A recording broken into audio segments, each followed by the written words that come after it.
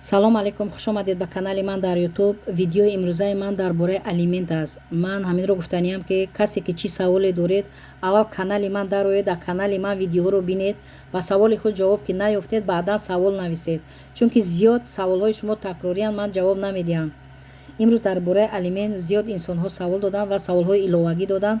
Ман видео дорам дар бораи алимент дар ҳамин канал, аммо бо саволҳои иловагӣ доданд. Барои ҳамин ман тасмим гирифтам ки ба саволҳои ҳамин подписчикҳо ва шиносҳо ва нафароне ки маро эҳтиром мекунанд, савол медиҳанд, ҷавоб диҳам. аввал оила чизи муқаддас аст. кӯшиш кунед ки оиларо масалан вайрон накунед. вайрон кардан 1 дақиқа аст, обод кардан 1 умр обод намешавад. барои ҳамин эҳтиёт бояд шуд. хотири фарзандони ноболиғ набояд оила вайрон шавад. хотири фарзандонро донед. хотири фарзандро аз ҳама боло донед. ин пул мол чизи дунё ҳамаст чирки даст аст, аммо фарзанд ин неъмати бебаҳо аст. фарзанд тӯҳфае аст ки худованд ба мо додааст. мо тӯҳфаи худовандро бояд пешпо назанем, чунки ношукрии он мезанад моро. барои ҳамин нафароне ки ҷудо шуданд, баҳси судӣ доранд, мехоҳанд ки алимент гиранд, дар асоси моддаи 80 кодекси оилаи ҷумҳурии Тоҷикистон масалан таъминоти фарзандон ба воситаи суд алимент ситонида мешавад ва навъҳои алиментро суд баррасӣ мекунад. чанд фарзанд доред ва ҷои кор дорад амон алимент диҳанда ё не. ҷои кор дошта бошад, маълумотномаи ҷои кораш бояд бошад, чӣ қадар ойлик мегирад. надошта бошад, агар ба тариқи устувор дар асоси моддаи 83 кодекси оилаи ҷумҳурии Тоҷикистон алимент ситонида мешавад. ба тариқи устувор яъне маҷбуран, ҷои кор дорад надорад, саркашӣ мекунад, алимент ситонида мешавад. вақте ҳалномаи судро гирифтед, ба суди ҷироҷиҳо муроҷиат кунед. суди ҷироҷӣ ҳатман дар асоси қонун бояд ки ҳал карда ба шумо диҳад ва шумо алиментро гирифтан гиред. агар шумо баъзе занҳо савол доданд ки суди ҷироҷиҳо имрӯз пага карда ҳалномаи судро иҷро намекунанд. дар ин муддат як бор ду маротиба рафте гӯш накардан, шумо ба хадамоти иҷроия аз болои ҳамун суди ҷироҷӣ шикоят баред. баъдан маҷбур мешавад ки ҳал кунад. ғайри ин фарзандоне ки то 18 сола алимент мегиранд, баъди 18 сола донишҷӯ мешаванд, онҳо 5 соли дигар боз алимент гирифтан ҳуқуқ доранд. инро дар асоси моддаи 86 кодекси оила қонунгузорӣ гуфтааст. ҳатман бояд ки алимент гиранд. ва ғайри ин моддаи 87 кодекси оила гуфта шудааст ки агар фарзанде ки дар масалан тарбияи модар аст, падар аз онҳо дур аст, бо вуҷуди дурӣ, бо вуҷуде ки агар ӯ алимент месупорад, аммо боз хароҷотҳои иловагии ҳамон фарзандро бояд падар пардохт намояд, чӣ таҳсил, чӣ табобат ва чӣ дигар. бо ҳамроҳи модар якҷоя хароҷоти иловагиро масалан ки якҷоя ба ҳамон фарзандро таъмин кунанд. ин дар қонун гуфта шудааст. ғайри ин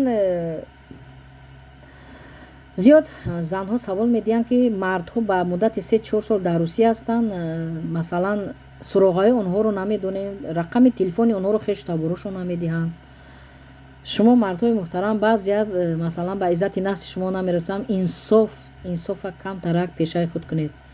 имон, инсоф гуфтани чиз аст. вақте мо мусалмонем, намоз мехонем, рӯза мегирем, аммо ҳаминро бояд донем ки агар зани шумо гунаҳ дошт ва шумо ҷудо шудед, фарзанди ноболиғ гунаҳ надорад. шумо то оне ки зинда ҳастед, падар ҳастед. то 18 сола ақаллан бояд фарзандонро бе гуфтани суд, бе ҳалномаи суд, бе ҷанҷоли зан бояд ки ҳам фарзандонро таъмин кунед.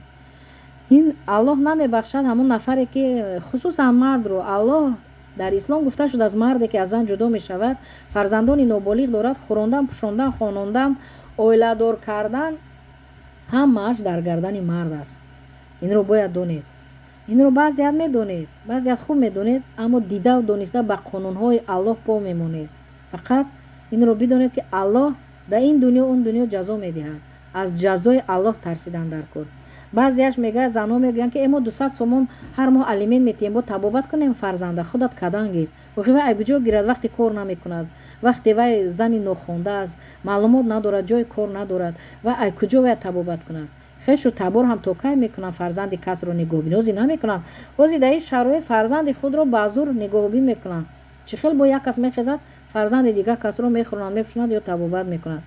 кам хешу табор ҳастанд ки имконият доранд як хешу табори дигарро кӯмак кунанд. барои ҳамин баъзе падарон чунин рафтор мекарданд. ҷанҷолу таҳқир, ман 200 сомон, 150 сомон алимент метиҳам, дигар кӯмак намекунам, барои табобат занг назан, мана накӯ. ҳамонам мега 3-4-5 мода як бор алимент метиҳад. вақте ки ту ҳар рӯз мехӯрӣ, фикр мекунӣ ки фарзанди ту ҳар рӯз мехӯрад. ту мепӯшӣ, фикр мекунӣ ки фарзанди туро ҳам мепӯшад. роҳгироӣ мекунӣ, ваям роҳгироӣ мекунад. ҳаминро ҳар як падари баномус бояд фикр кунад. баъдан баъзеаш мегӯянд ки дигар зан дорад, фарзандони дигар занша хушрӯтар нигоҳу бин мекунад, маоши калон мегирад, масалан фарзандони вайро нигоҳу бин мекунад, фарзандони зани аввалро не. вақте ки зани аввал агар гунаҳгор буд, фарзанди ноболиғ чӣ айб дорад? ҳамин фарзанди ноболиғро баробари фарзандони зани дуюм бояд нигоҳу бин кард. чӣ дар хӯрдан, чӣ дар пӯшидан. фаромӯш накунед, ҳаққи кас ин насиб намекунад. ҳаққи касро гирифтан ба дигар кас додан ин насиб намекунад. вақте ки аз зани аввал фарзанд дорид, ҳаққи вайро гирифта ба фарзандони зани дуюм зиёдтар медиҳед, вайро кӯмак намекунед. аммо фикр мекунед аллоҳ туро мебинад. аллоҳ доност, шунаванда, биност, ҳамаро мебинад.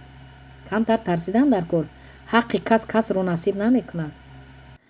ғайри ин гуфтаниам ки баъзе занҳо муроҷиат мекунанд ки масалан мо метавонем ки аз болои онҳо шикоят барем, то ки нисбаташ парвандаи ҷиноятӣ оғоз кунам.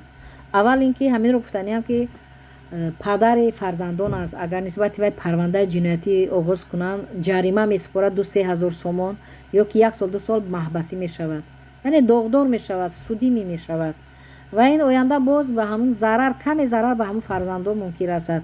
барои ҳамин занҳои муҳтарам мешавад дар қонун ҷазо мегиранд. агар аз 3 моҳ зиёд алимент насупорад ба прокуратураи ҷои зисташ муроҷиат кунед, парвандаи ҷиноятӣ оғоз мекунанд дар асоси кодекси ҷиноятии ҷумҳурии Тоҷикистон, ӯро ба ҷавобгарӣ мекашанд, ё 1 сол 2 сол маҳбасӣ мешавад, аз озодӣ маҳрум мешавад, ё ки 3-4 ҳазор сомон ҷарима месупорад.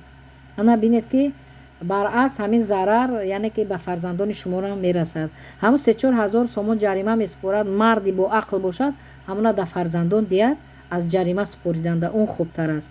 ё ки дар маҳбас мешинад, азият мекашад, бемор мешавад, саломатиашро аз даст медиҳад, ҳамонро агар ҳамун фарзандашро таъмин кунад, ҳам ин дунё он дунёш обод мешавад, ҳам аллоҳ аз ӯ розӣ мешавад, ҳам фарзанд аз ӯ розӣ мешавад, ҳам худаш азият намекашад. ин корро кадом мардҳо мекунанд? мардҳое ки ақли солим надоранд ё такаббур ҳастанд, якрав ҳастанд, аммо реша ба решаи худ теша мезананд, ба ҳамун решаи худаш теша мезанад.